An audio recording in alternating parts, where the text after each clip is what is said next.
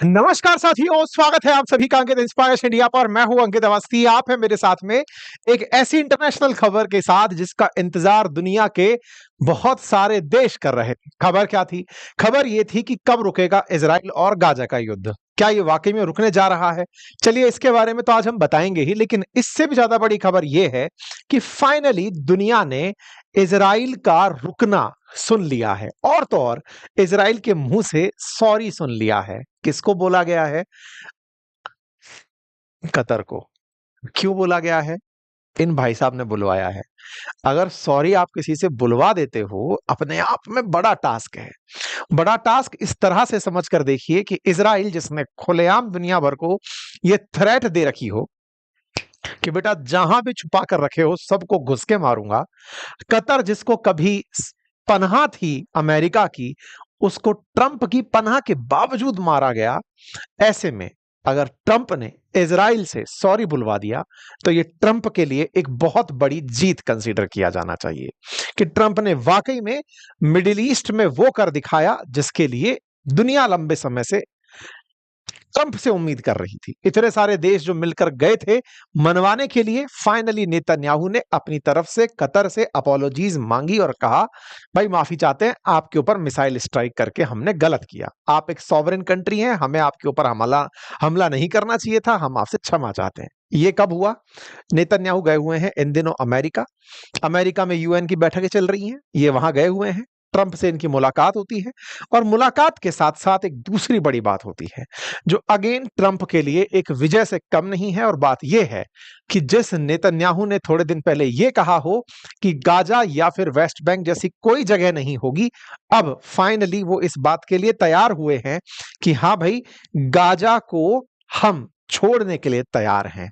आज के सेशन में चर्चा करेंगे अमेरिका के द्वारा की गई उस मध्यस्थता की, जिस मध्यस्थता के चलते मिडिल ईस्ट को अपने से एक शांति की उम्मीद है।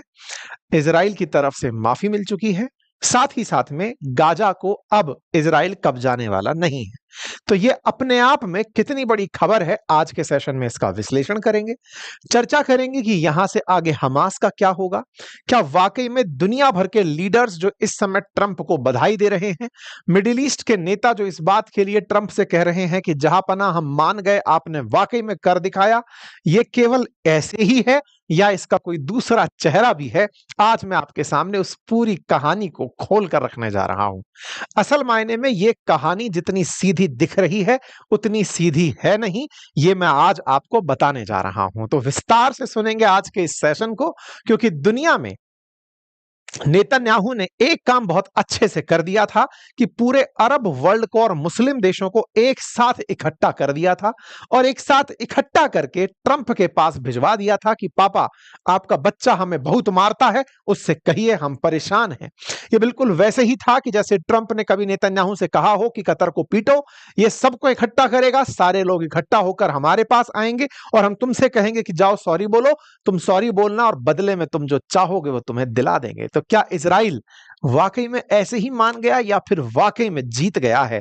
आज के सेशन में इस बात का पूरा तरह खुलासा होने जा रहा है। समझेंगे जिस बात को जिसको दुनिया समझने में इग्नोर कर रही है, आज के सेशन में हम उस पूरी बात को समझने जा रहे हैं। डिटेल से बढ़ेंगे, लेकिन पहले जल्दी से सुन लीजिए क्योंकि आज महीने की आखिरी तारीख है। कल से आप सब लोगों में जो नौकरी करने वाले लोग हैं उनकी तनख्वाहें आ जाएंगी और 7 दिन के अंदर वो तनख्वाहें खत्म भी हो लेंगी, सेट हो लेंगी ईएमआई में, खर्चों में। बचत के लिए विचारते हैं तो म्यूचुअल फंड के बारे में सोच लीजिए। आपके खर्चों के साथ साथ अगर आपको लगता है कि आपको सेविंग्स करनी है, म्यूचुअल फंड्स करने हैं, तो कैसे करना चाहिए, क्या करना चाहिए, कहां से करना चाहिए, सारी जानकारी मैंने अपने कोर्सेज में दी हुई है।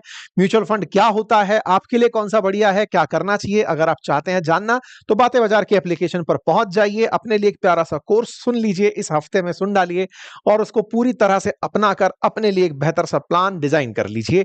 बातें बाजार की एप्लीकेशन है, लिंक कमेंट बॉक्स में है। आइए आगे बढ़ते हैं। आप सभी इस बात से तो अवगत हैं कि इजराइल ने कुछ दिन पहले ही कतर के ऊपर हमला किया था। असल में कतर के अंदर बैठे हुए थे कुछ हमास के लीडर्स जो कि शांति वार्ता करने आए थे। इजराइल ने उन्हें निशाना बनाया। कतर के अंदर हमास के लीडर्स तो मारे ही गए, कतर का भी एक अधिकारी उसमें मारा गया। इजराइल के द्वारा यह जो कारनामा हुआ, इसने पूरे मिडिल ईस्ट में एक डर भर दिया।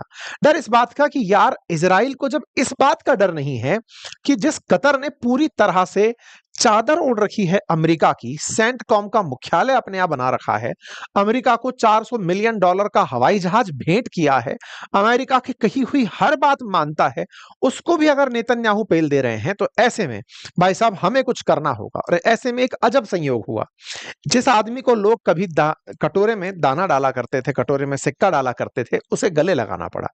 सऊदी और पाकिस्तान नजदीक आए, पाकिस्तान को लगा इतनी इज्जत ये तो हमने कभी सोची नहीं थी, लेकिन हाँ कई बार ऐसा होता है। अब छोड़िए। तो ऐसे में इन दोनों के साथ में कंटेक्स्ट तो बहुत बुरा याद आया था, पर मैं उसको दूंगा नहीं, आप लगा लीजिएगा। ये दोनों लोग एक दूसरे के नजदीक आते हैं, मिडिल ईस्ट के लोगों को उम्मीद जगती है कि देखो परमाणु बम वाला रखता है ये, और सऊदी इनके साथ में आया है, कुछ बढ़िया होगा। कतर ने भाई साहब लगभग मुस्लिम वर्ल्ड के जितने भी देश हैं सबको बुला लिया। कतर को वाकई में बहुत बुरा लगा था, ये उसके लिए एक विश्वासघात जैसा था। मतलब जिस देश को वो आज तक ढोता आ रहा था, उसकी प्रेजेंस में भी अगर इजराइल पीट कर चला जा रहा है, तो फिर क्या ही लॉजिक निकलेगा। कतर ने मुस्लिम वर्ल्ड के लगभग सारे देश, जीसीसी के देश, ओआईसी देश, सबको इकट्ठा कर लिया। रातों रात भाई साहब 50 देश एक साथ इकट्ठे हुए, सबने कसम खाई कि भाई साहब ये क्या है। मतलब इजराइल अब मतलब वो हो गया, वो चिराग से निकला हुआ राक्षस जिसको कंट्रोल नहीं किया जा रहा है। भाई साहब सब दुखी होकर के सिफारिश करने पहुंचे ट्रंप के पास कि सर आप ही हैं जो कि इजराइल को रोक सकते हैं, हमारे बस की बात नहीं है, इजराइल को रोकिए, उससे कहिए कि वो हमको ना मारे, क्योंकि उसने ये कहा है कि हमास के लीडर जिस भी देश में होंगे मैं उन्हें घुसकर मारूंगा।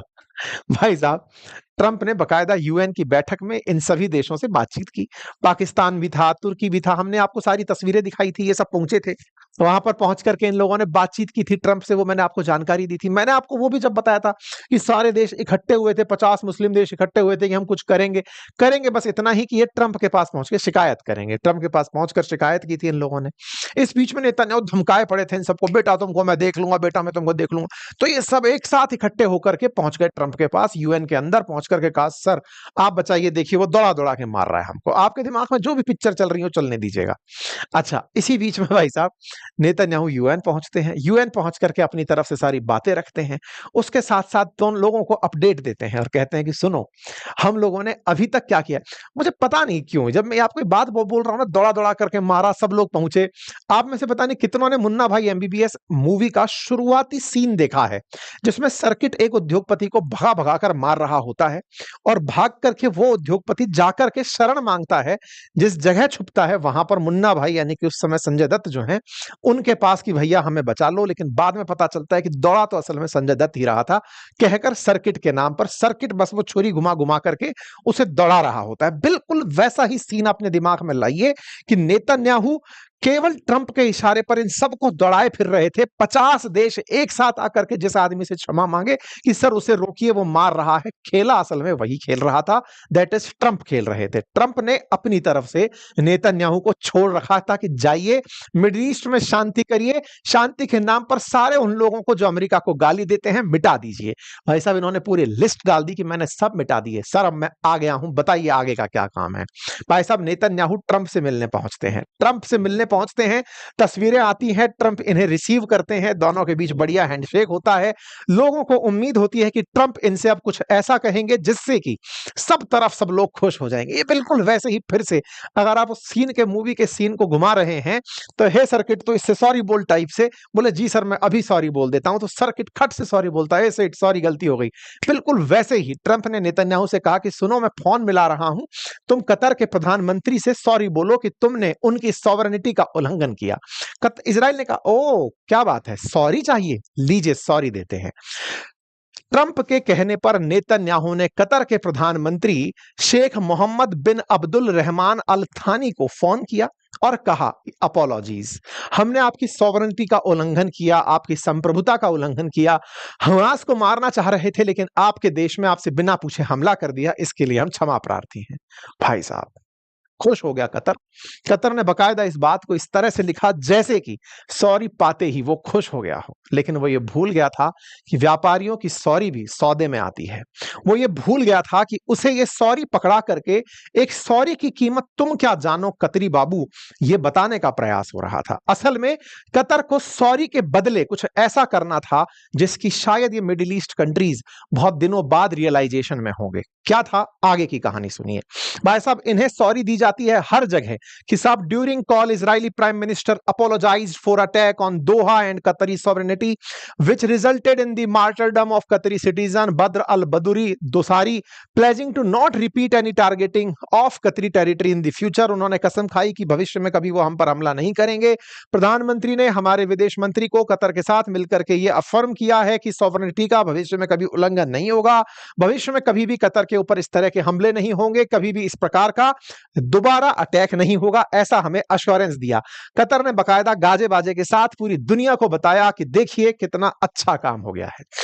सब लोगों ने कहा वाह कतर तुम जिंदाबाद, तुम्हें वो चीज मिल गई जिसके लिए तुम हकदार थे, तुम्हें इज्जत चाहिए थी, फुल इज्जत मिल गई। तुम्हारे एक आदमी को मारा एक देश ने, सॉरी बोल करके तुम्हें शांत कर दिया। लेकिन क्या आपको वाकई लग रहा था कि अमेरिका और इजराइल केवल इस सॉरी के लिए संघर्ष कर रहे थे? नहीं नहीं नहीं, खेला कुछ और था साहब। क्या था आइए अब वो देखते हैं। खेला यहां से निकल कर आता है, तुरंत एक प्लान आउट किया जाता है और कहा जाता है कि अब यहां से आगे फिलिस्तीन और इजराइल को एग्जिस्ट करेंगे, साथ साथ रहेंगे, इसका हम एक मास्टर प्लान देते हैं। प्रेसिडेंट ट्रंप ने अपनी तरफ से गाजा कन्फ्लिक्ट को खत्म करने का एक शांति प्रस्ताव रख दिया। उस समय ट्रंप नेतन्याहू प्रेजेंट थे। एक प्रेस कॉन्फ्रेंस में दोनों पूरी दुनिया को संबोधित करते हुए बताते हैं कि हम लोग एक डील करने जा रहे हैं, हिस्टोरिक डे और फीस है, हम दुनिया के लिए शांति की एक बात करने जा रहे हैं। ट्रंप के द्वारा पूरी दुनिया को संबोधित किया जाता है। नेतन्याहू उस बात पर उनको बधाई देते हैं कि सर आपके कहने पर मैंने सॉरी बोली और अब हम लोग कुछ करने जा रहे हैं। कतर को खुश करके इन्होंने एक साथ बहुत बड़ा काम कर दिया। आप लोग अगर ऑब्जर्व करें तो पहले इस कहानी से पहले की पटकथा को हल्का सा रिवाइज कर लेते हैं। कतर को निशाना बनाकर ट्रंप ने, मैं इसको इसलिए बोल रहा हूं क्योंकि ट्रंप की बिना परमिशन के नेतन्याहू नहीं करते। नेतन्याहू ने जैसे ही कतर को निशाना बनाया, सारे की सारे इस्लामिक वर्ल्ड कंट्रीज, मजेदार बात है कि ईरान और सऊदी भी कतर के पीछे आकर खड़े हो गए। आप सोचकर देखिए, जो ईरान अपना अलग हमेशा थॉट प्रोसेस रखता है गाजा को लेकर के, वो सऊदी के साथ कभी नहीं होता, वो कतर के पास आकर खड़ा हो गया। उसने कहा कतर हम तुम्हारे साथ हैं, तुम्हारे ऊपर कोई गोला कैसे चला सकता है।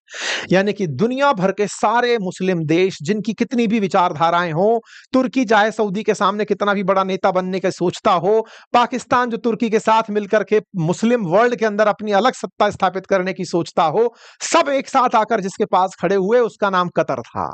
कतर के पर कतरे गए और कतर को ही बाद में सॉरी बोल दिया गया। यानी कि कतर के नाम पर सारे की सारे मुस्लिम वर्ल्ड को एक साथ हैंडल कर लिया गया। सोचिए अगर ये देश कोई और होता, जैसे अगर सऊदी होता तो ईरान कभी नहीं मानता, तुर्की होता तो सऊदी और ईरान दोनों ही नहीं मानते, दुनिया का कोई और देश होता तो कभी इस तरह की कहानी नहीं बनती। कतर था तो कतर के साथ सब आएंगे, ये तय था। अर्थात एक सॉरी ने सारे मुस्लिम वर्ल्ड को एक साथ एहसान में दबा दिया। किस एहसान में? कि सुनो अब हमारा मास्टर प्लान है, उसको तुम्हें मानना पड़ेगा, क्योंकि तुम सब लोग कतर की खातिर हमारे पास आए थे, तो अब हमसे प्लान भी लेते जाओ। क्योंकि ट्रंप को यह अच्छे से पता था कि कतर के लिए दुनिया में एक माहौल है कि यह अमेरिका का करीबी है, हमारा यहां पर सारा बेस वेस पैसा वैसा दे के रखा हुआ है, और यूरोप के देश भी चिल्लाने लग रहे हैं कि फिलिस्तीन को मान्यता दो, मान्यता दो। तो लो बेटा, अब हम आपके सामने एक मास्टर प्लान रखते हैं। और इन्होंने बोर्ड ऑफ पीस अनाउंस करते हुए एक 20 सूत्री कार्यक्रम अनाउंस कर दिया कि गाजा के अंदर शांति कैसे आएगी। मतलब सॉरी बुलवाने के तुरंत बाद इन्होंने गाजा का शांति का प्लान रख दिया। अर्थात अब गाजा के अंदर कोई भी पार्टी पूपाड़ी नहीं बजाएगी। सिंपल कह दिया कि अब यही करना है, तुम्हें करना होगा, क्योंकि इजराइल से कहा गया है कि अब जो मैं तुम्हें प्रस्ताव दे रहा हूं ये इंप्लीमेंट होते ही शांति आ जानी चाहिए। नेतन्याहू ने कहा बिल्कुल सर, और अगर सर ये आपकी बात नहीं माने तो फिर आप हमें कुछ कहिएगा नहीं, हम गाजा साफ ही कर देंगे। समझ रहे हैं आप? 20 सूत्रीय कार्यक्रम सुनिएगा, क्योंकि कहानी है if accepted by Hamas this proposal call for release of all hostages with in 72 hours. अगर ये 72 घंटे में मान जाते हैं तो ठीक है, एक 20 सूत्रीय कार्यक्रम दिया जाता है, और उस 20 सूत्रीय कार्यक्रम को लागू होने के 72 घंटे के भीतर सभी बंधकों को छूटना है। क्या बंधक छूटने के लिए ही लड़ाई थी? जी नहीं। कहानी को सुनेंगे तो आपको समझ में आ जाएगा, यहां पर असल में ट्रंप ने पूरा गाजा कब्जा कर लिया है। असल में आपको समझ में आ जाएगा कि ये सारा प्लान रचा हुआ ट्रंप का था। नेतन्याहू के माध्यम से ट्रंप पूरे गाजा पर कब्जा करना चाहते थे। नेतन्याहू ने ले जाकर भेंट कर दिया है कि ये पकड़िए सर, आपको गाजा चाहिए था, मैंने साफ करके दे दिया है। अब आप इन 20 सूत्रीय मांगों को सुन लीजिएगा, जिसको लेकर के पूरी दुनिया वाहवाही कर रही है। ये पूरी मांगे हैं, मैं इनके ऊपर डिटेलिंग करूंगा, लेकिन पहले आप प्रतिक्रिया देखिए, दुनिया भर के लोग कैसे इस प्रतिक्रिया पर रिएक्शन दे रहे हैं।